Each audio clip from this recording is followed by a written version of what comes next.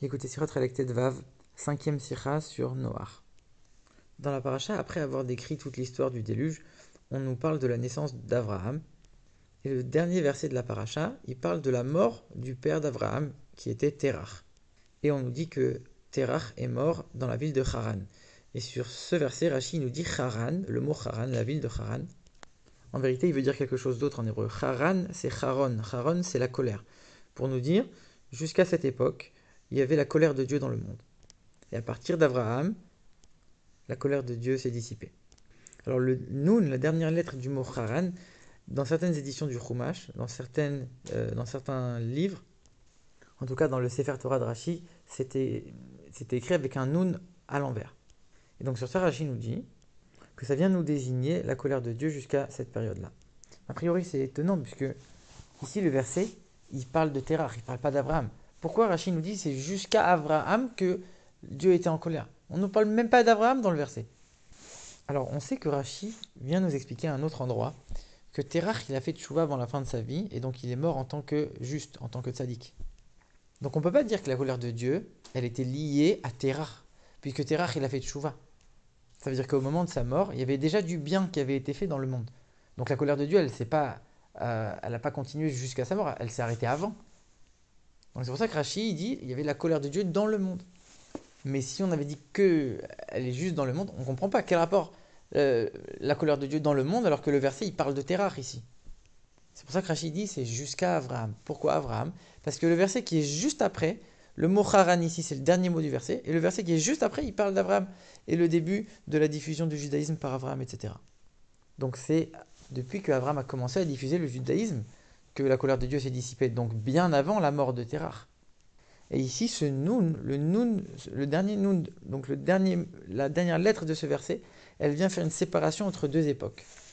Parce qu'en vérité, c'est assez étonnant de dire que la lettre de notre verset à nous s'applique au verset d'après. Mais comme on voit que le Nun, c'est quoi le Nun sophite? Le Nun qui est à la fin d'un mot, c'est une seule barre. Il n'y a rien d'autre, c'est pas une lettre qui a une forme, c'est une seule barre. Elle vient comme une séparation claire entre deux périodes, entre deux époques, en disant jusqu'à là, il y avait la colère de Dieu dans le monde. À partir de l'époque qui a suivi, l'époque d'Abraham, là, ça s'est dissipé. Et quand on remarque la formulation de Rashi, on pourrait se poser une question.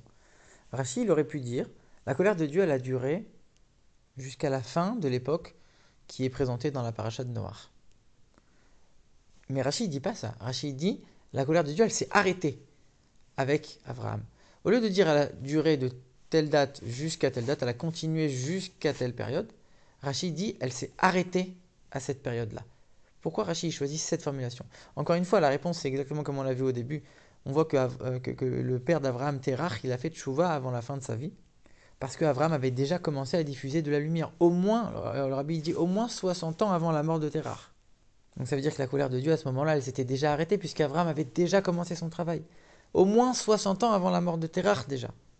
C'est pour ça que Rashi il souligne le fait que la colère de Dieu s'est arrêtée à ce moment-là. Maintenant, le rabbi pose une question très simple.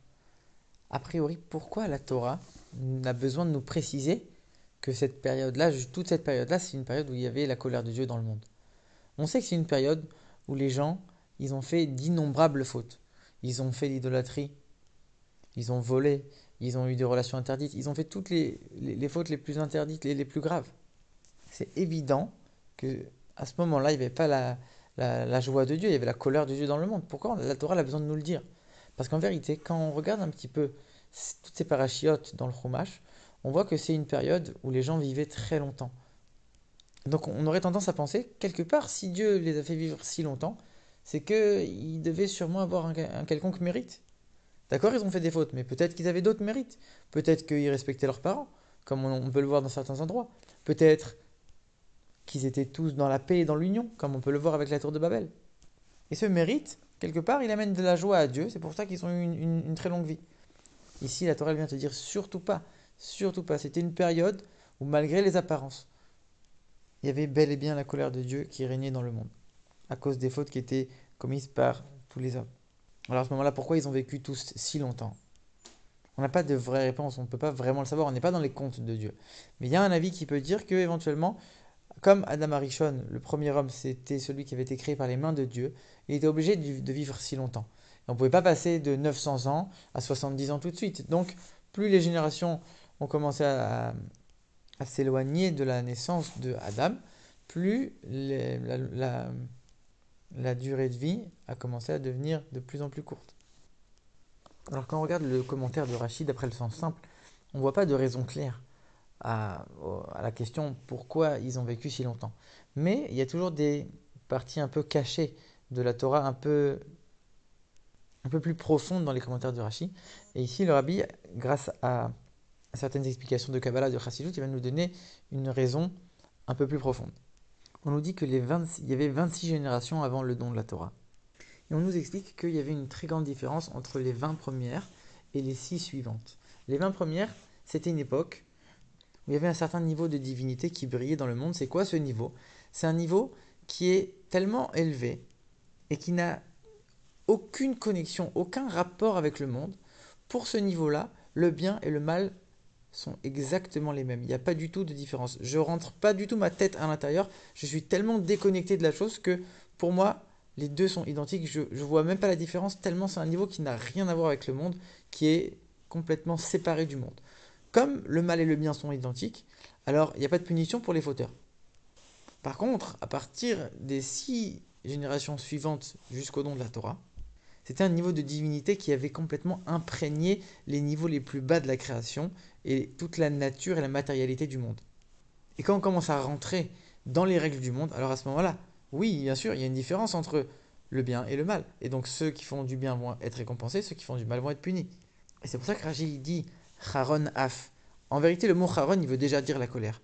Charon Af Shel Makom, la colère de Dieu. Pourquoi Rashi dit Charon Af? Il rajoute la colère Af. Af en hébreu, ça veut dire le nez. Parce que le mot Af, il désigne ce niveau spirituel très élevé, justement. Ce niveau qui ne fait pas de distinction entre le bien et le mal. Et d'ailleurs, il y a un autre endroit dans la parasha de Béchalach où Rachid explique que ce mot-là, Haran, qui vient de la racine Chara, en vérité, on peut l'associer avec deux mots. Soit avec le mot Af, qui, comme on l'a dit, ça désigne le nez, soit Garon, la gorge. On sait que la gorge, le cou en général, c'est ce qui désigne Amalek, c'est-à-dire ce qui empêche la connexion entre la compréhension et le ressenti du cœur et la pratique. Ça veut dire qu'on va comprendre quelque chose, on ne va pas forcément le mettre en pratique, pas forcément le vivre au quotidien. Mais c'est pas de ça qu'on parle ici du tout. Ici, on parle de Af. Rachid dit Haron Af, le nez. Pourquoi le nez? Parce que la Chassidut, elle explique que les odeurs proviennent d'un niveau qui est encore plus haut que la sagesse. C'est quelque chose qui est même imperceptible. Et donc c'est au-dessus de tout. Ça fait référence justement à ce niveau de divinité qui était au-dessus de tout, qui ne faisait pas de distinction. C'est pour ça qu'on a dit que Af, ça désignait ce niveau, comme on l'a vu auparavant. Maintenant, on comprend bien pourquoi la distinction entre ces deux périodes, elle se fait avec ce noun final du mot Haran qui sépare entre ces deux périodes. Parce que le noun, ça désigne le chiffre 50. Noun, c'est la valeur numérique de 50. Ça désigne les 50 portes de Bina. C'est-à-dire c'est un niveau spirituel extrêmement élevé. D'un autre côté, le Noun, c'est la seule lettre qui descend aussi bas. Ça veut dire qu'on prend le niveau qui est le plus élevé et on l'amène dans le niveau le plus bas. Ça désigne exactement cette transition qu'il y a eu entre ces deux époques. La première époque où les forces du mal, elles pouvaient avoir un certain apport quelque part, puisque c'était tellement haut qu'il n'y avait pas de distinction entre le bien et le mal. Et ensuite, on a pris ce niveau, on l'a amené dans les niveaux les plus bas du monde. Et là, c'était fini, les forces du mal, elles ne pouvaient plus se nourrir. C'est pour ça que même dans le Likutei Torah, l'Admorazaken, il explique que quand on dit le verset « Ubo Tidbakun », il faut s'attacher à Dieu. On va s'attacher à Dieu. Le Nun de Tidbakun, c'est exactement la même chose. On va s'attacher au niveau le plus haut par les choses les plus basses. On ne peut pas dire « je suis juste attaché en potentiel et je ne vais rien faire dans la pratique ». Cet attachement, il doit se manifester jusque dans les détails les plus concrets de la pratique du judaïsme.